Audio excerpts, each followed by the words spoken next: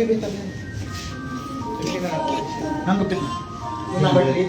Number? Ako number 4. Okay na. Eri akin? Kaya sali kayo ni ba? Punta ka, hindi ka. Nag-sali. Pata ka galaw, bibi ha? Hindi ako dilingan sabi ka. Ganyan pa. Huwag mo walang pa mo. Limita ako ka rin. Sabi ko lang Sabi bibi ko, sabi ko na ito, anak. Din. Maganda na rin yung sigagigyan ng ako. Hindi kayo facility. Hindi ko bilihan na ito kayo, di ba? Mapali ya? Mapali? O nina mo? O, hindi.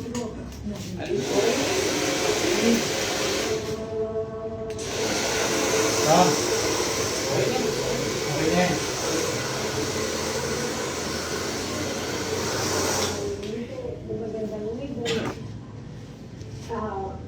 Sasayarin bata, hindi na po namin nakikita.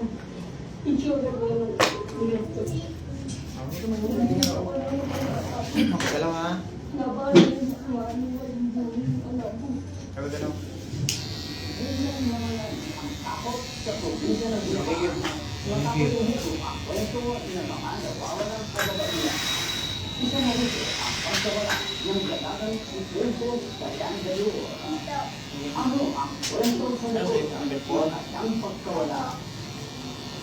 Sa tulong ng mga nakalap na ebidensya, magiging katuwa ang siyensya upang mabuo ang katotohanan at makamit ang hustisya. Ako si Gatalaga at ito ang Forensic.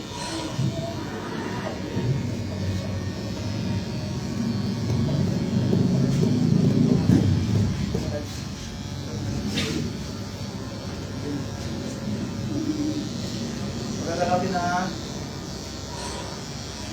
Sa simpleng pawang mga tindong laman, masayang naninilaan ang pamilya Remotora, ang solo anak at nag-iisang apo na si Princess Diane. May buwit data yan. Bata pa lang, Gupit to. sa pagpamahala ng buong pamilya. Yun ang kailangan, inaway niya ako sa bahay. Bakit? Wala daw buwit, gupit. Sabi ko, ba't hindi yun pinag-uwit? Tapos nagpakasaluhin namin na doon ito po na bahay. Naiwan po si Princess sa bahay. Pag magalaw yan eh, masubat yung ano, masubat. Hindi man marami ang pamukuha ng pamilya Remotora, nagsunod sa mga magtulungan para maibigay ang magandang edukasyon kay Princess. Batid naman ng dalaga ang sakripisyo ng kanyang pamilya, kaya naging matalo ang kanyang pangarap. Talagang mataas po ang vision niya, bata pa lang po siya. Sinabi niya na po yung bago mamatay yung lola niya na talagang magkakaroon siya ng pag-aaral. Ipapakita niya sa mga tao na makakagraduate siya. Tapos yung lola niya, ibibigyan niya ng level mo. Kasi dati niya, kung nakatapos na, ito ng trabaho ka dati. Kung nakatatrabaho, di na sa bahay. O yun na. Papa ko sa'yo. Ako siya na may tatrabaho, dito na mo. Sa pagsusulikat ni Princess, natupad niya ang kanyang pangako sa pamilya. Natiwang din na nakapagtapos siya ng industrial engineering at agad nakahanap ng trabaho. Sa isang paggawa ng sapatos sa Pulilan, Bulacan, nakapasok si Princess bilang process engineer. Sa edad ng 24, puno ng pag-asa ang dalaga na ito na ang simula para mabigyan ng magandang buhay ang pamilya. Ang ambisyon niya, gusto niya pumunta ng Amerika, lagi niya kasi nasabi sa akin. Isa naman gusto pumunta ng Amerika. Sabi ko, kung gusto mo talaga pumunta ng Amerika, pag yung trabaho, pang kami para makapagpunta ka sa lugar ng gusto mo. Ang pangarap na pag-abroad, malapit ka rin sa mga bagay. Napili kasi si Princess ng kumpanyang pinapasukan na ipadala sa Europa para sa isang training. Kaya yung trabaho niya rito, para sa mga kumpanya. Kasi meron siyang ginawang design namin na sapatos. Kaya nga gusto nung kumpanya sa ibang bansa, siya pinadadala. Kaya sabi sa akin, tapos siya talagang, parang pangarap niya rin sa akin. Ano ako yung teka ako nakong papaluwa ako ng bahay ng sila sa bahay. Tapos ang pulisyon. Sabi lang siya, kumutin. Pag nakalakad ko, minsan naiiyak ko. Ang nakatakdasan ng pag-abroad ni Princess tuloy na naman mag-abroad. July 2, 2022, mag-aalas sa Mareklamo. umalis si Princess at Sinasunod na yan. Ayaw mo. yung Yung sa... Dito sa akin mo lang bulit. Ano ka lang Di mo yata pinatagyan. Pero lang. Pero pagkatapang ng alas 10:30 ng umaga, isang tawag ang nagdulot ng kaba sa pamilya. Tumawag po, nag-chat po yung nailigay niyo. Sabi niyo, tita, may sakit ba si Ses? Sabi ko, hindi ko nag-reply kasi ang ginawa, tinawagan ko yung kapatid ko, sabi ko, Pati, pumasok pa sila yan. Sabi niya, oo, umalis yung 5:30. Hindi ka, milikat dito eh. Nahanap siya kung may sakit daw ba. Tapos, hindi na po makakalimutan. Alauna ko na po nabasa kasi cellphone ko nasa taas. Nasa baba po. Pag ginawa ko nasa taas. Hindi naman namin. Nagmanood po, tinawagan po. Ring lang po. Tapos, yung bandang hapon, biglang kailat gifts na siya. Tumawag po yung kasamahan niya, kahit po sa Maria, nag-chat din po na ang sabi po kita may sakit po ba si Ses kasi hindi po na hindi siya nakapasok. Pinantay po siya ng isang akalating oras pa ng service. Then nag-chat naman po siya. Nahintay siya. Pero hindi na po siya nakapasok. Hindi umabot sa trabaho si Princess, paano siya nagreklamo sa kanilang lugar. Abangan ang mas masusing pagsisiyasat sa pagpapalik ng forensic.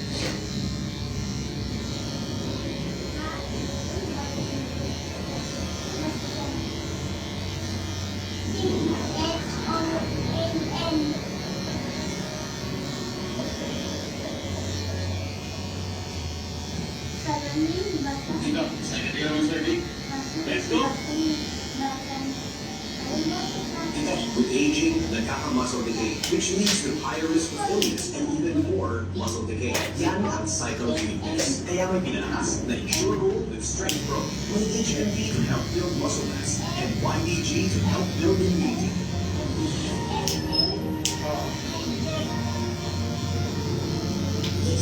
Cycle of Strength. Insurable with Strength Pro. Magtapulan, wala parang silang tayo. Sa langit, parang sa puno. Kaya sa kanyang, alyang. Deep cleansing and loss expense, kaya rin. Kabilang sa araw, alyang.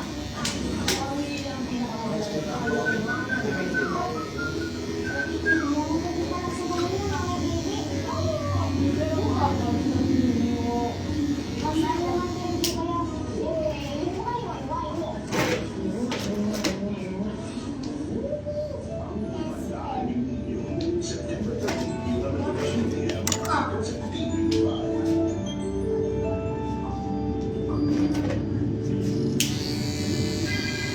Kung iisipin natin ang isang bagong kaiwan ng sino, walang mangyayari.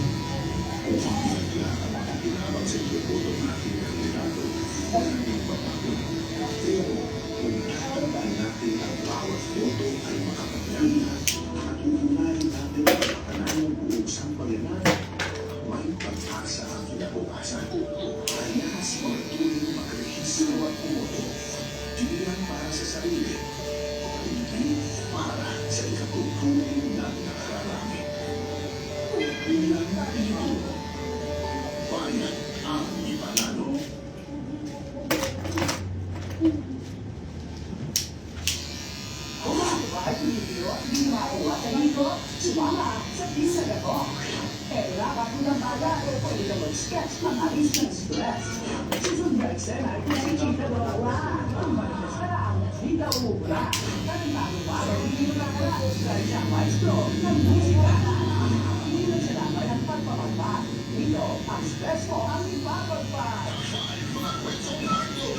Sabado, 6:15 p.m. sa TV5. Ngayong linggo, sa Julius Babaw ang Club. Mga dating karelasyon, nagsabong nga ba? Si Chris Cabral, nagwasa nga ba ng relasyon? Kinakahiya ka namin and nire-represent mo yung mga PNJ naman husgahan ng sambayanan. galit sa akin. Ang pinakamalaking laban, yung iba ng showbiz, saan sa Julius Farawan Club.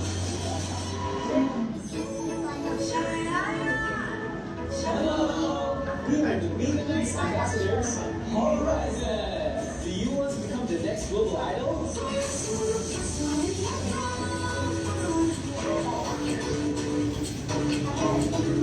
You know, many people will join and send in their submissions for Be the Next 1996. You can be the next idol.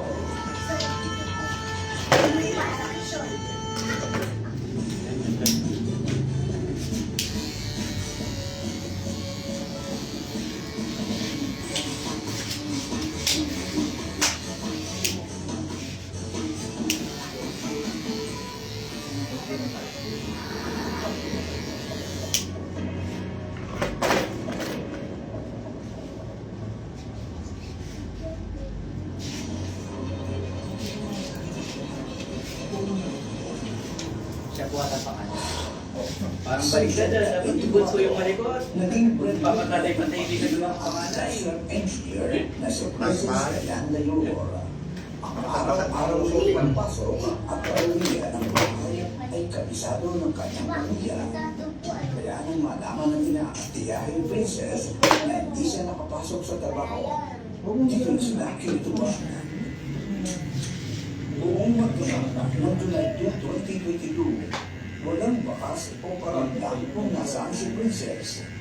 Ang pinagtataka ng pamilya, wala raw sa ugali nito ang hindi mag-update ng kanyang kinaroroonan.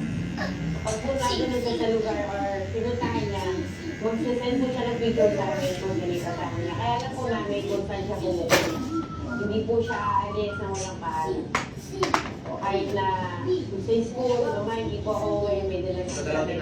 Pagdating po sa bahay ng pupuntahan niya, magpipicture na po siya. Kaya alam po namin kung saan siya pupunta. Dahil hindi makontak ang cellphone ni Princess, sinubukan ng inaatiyahin na ipagtanong na siya sa kabilang lugar. Punta muna po ako sa bahay ng kapitan. Kasi po, doon sa kasada po sa kanila, may CCTV doon. Pag tumawid po sa kasada, makikabit po agad siya kung nagdam po siya. Tapos hanggang nanap ko na kung ibang may CCTV, nagtingin yung tingnan. Wala po talagang dumadaan. Bawat oras na lumilipas ay tumitindi ang pag-aalala ng pamilya Dayora. Kinabukasan, July 3, 2022, nagsadya na sila sa impilan ng pulis para i-report ang pagkawala ni Princess. Bukod dito, iginanay ng pamilya ang panawagan sa social media. Meron po, nung time po nakapost lang namin, dahil may cellphone number naman po kami. Yung tumawag po sa amin na hindi siya nagsasalita, as in, puro manok. Pilak lang po ng manok yung naririnig namin. Di, ang ano na po namin, na pilak po ng manok, nag-isip na kami, kung saan may manukan, kung saan ano, baka doon po siya dinala. Dahil sa kaidahilan ng tawag, mas lalo kinabahan ang pamilya Dayora. Sabi ko, gusto tumawag. Nag-aalala na kami, nasaan ka ba? Tapos pinatay po. At tapos yung pisa po na asawa ko, tumawag po na sinagot. Minura na po niya. Ayaw na po kasi sumunod, panayitira ako na po talaga ng ano. Tapos minura-text niya ako na nakakasunod po sa at siya ako. Hindi po kami na po sa lugar na. Sinulit ng pamilya Dayora ang karating po pero hindi po sila makakuha ng impormasyon sa kinaroroonan ni Princess. Makalipas ang 3 araw, July 5, 2022, isang impormasyon ang natanggap ng Malolos PNP. Isang nagkaroon ng tawag dito sa amin na July 5, ang mayroong Isang buwan na naman yan na babae na wala ng buhay sa isang partikulang street na Barangay Tikay, Malolos, Bulacan. Hanggang 3:20 po ng hapon. Ayun naman po isang magpagpo ng babae. Yung number 4 use ka dito. Natagpuan namin na nakadapa. At wala nang buhay at ang sura po nito ay talagang medyo stage na po. Kapansin-pansin na rin po yung mga ibang may dapat natin manots din sa katawan niya. Ang bangkay ng babae mo sa Buwana nakarating sa pamilya na Leora. Tumawag dito sa kabebe. Sabi ko, bakit? Nabalitaan mo na ba? Sabi ko, ano? May nakatapatay sa akin. Nung po ako nung nakatapulun yung tatay ko. Umin na rin. Ano mo sabi ko, nagkakaroon ako na hindi ko po maintindihan. Paano po alam ko na yung nakakaya, iba po yung nakakaya. Pinaharap ko, asawa ko na dyan, nabaka dyan, pinuti ka yan. Anong reaction nyo initially nung makumpirma mo yun? Nung nakumpirma na po namin, wala na po kami ginawa, kundi umiyak. Ang nauna po doon, yung lolo, yung tatay po natin, sinundo po siya ng mga tricycle boy doon sa sinundo po siya sa bahay. Siya po una namin, saka po yung pinsan na si Kaykay, yung po nagpatuloy na atin na po doon namin. Sa suot na dating at patulang pagkakaya, kinumpirma ng pamilya na Leora sa mga otoridad na ito na nga ang nawawala nilang mahal sa buhay na si Princess Diana Leora. Ano lang ako, intact naman po yung kanyang damit. Wala naman po sign na yung pangakari sa kanya. Pero yun nga po, nung dumating na kami sa crime scene, noted na yung katawan niya. Kaya para po sa masigalin nyo kung ano ang nangyari sa babae na natin pong patay. Request pa po kami ng assistance po ng SOCO. Makalipas ang 3 araw na pagdating kay Princess, nahanap siya ng kanyang pamilya. Pero ang nasaklapan, huwag na siya mag-uuwi sa kanila. Sino ang nasa likod ng pagpatay sa dalagang engineer na si Princess Diana Leora? At ano ang motibo sa likod ng kaintik-intik na krimen? Sa kanya po, may cycle ng strangulation po. Dahil po sa legal framework na nakita po sa legal. Abangan na ang paglalagtagan ng buong katotohanan sa pagbabalik ng forensics.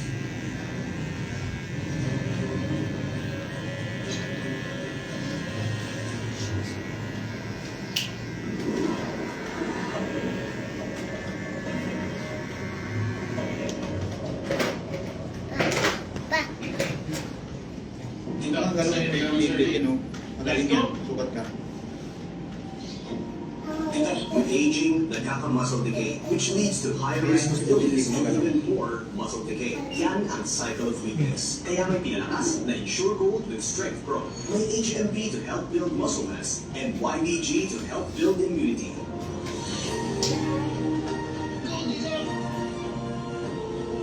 Let's help build the cycle of strength. Ensure Gold with Strength Pro. Still with dark spots?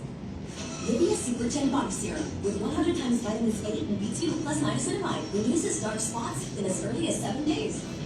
100% Thai users confirm skin is for growing up. Nivea. Frontline Pilipinas Weekend, Sabado Linggo, 5:30 p.m.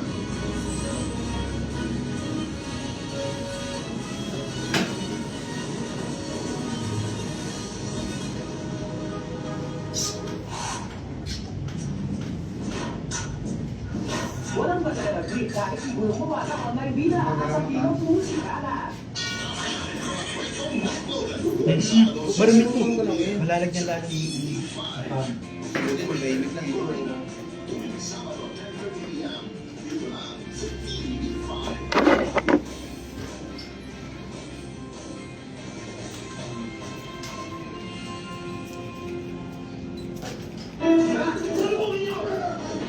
Congratulations for your job, Rosa. Ulat sa akin yung kapupal ko. Huwi ka dito at tumayag na dito sa ating tumira. Sakan! Dito! Sakit yung literal ko. Pinagdadong sa tema si Isabel. Malaking problema, 18 years na sigilin na those private antique collection.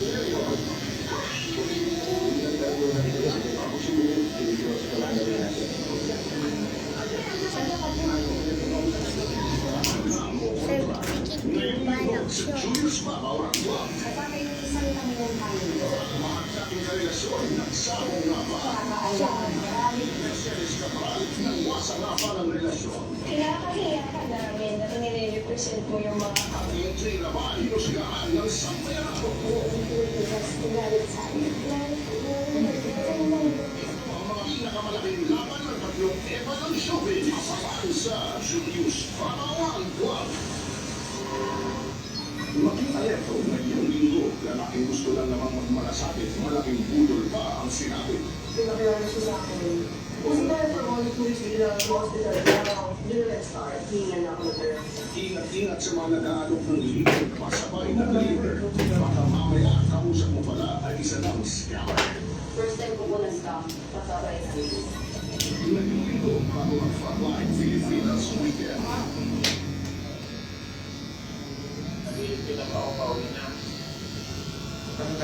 Ngayon, talaga malakal sa karamdaman mo na may iba na masakay kayo. Pwede ako magkalitada, pwede ako magalit, pwede ako magkasintada. Pag may naghanap sa akin na, pupunta ako kay Mary. Sino Mary? Yung babaeng walang kanya.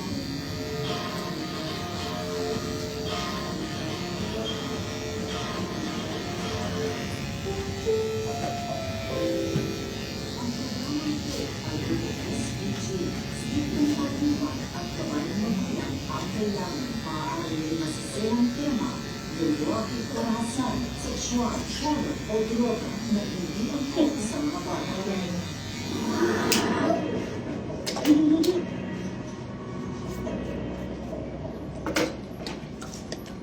Ito na lang yan.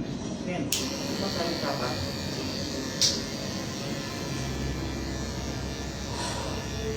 Umalat sa social media ang pagkawala ng industrial engineer na si Princess Diana Yura. Pero makalipas ang tatlong araw, parang bangungot na nagtapos ang kanilang pagkahanapan.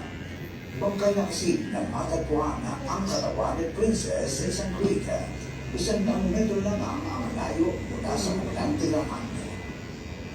Nung nakita ko dati sa is nakataob na, tapos lumabo na po yung ano niya, yung katawan niya. Tapos hanggang na po yung mukha niya. Kasi yung brace na lang po yung makikita namin. Yun yung napakapangit. Yung kumbaga, hindi mo na makikage ka na yung dito.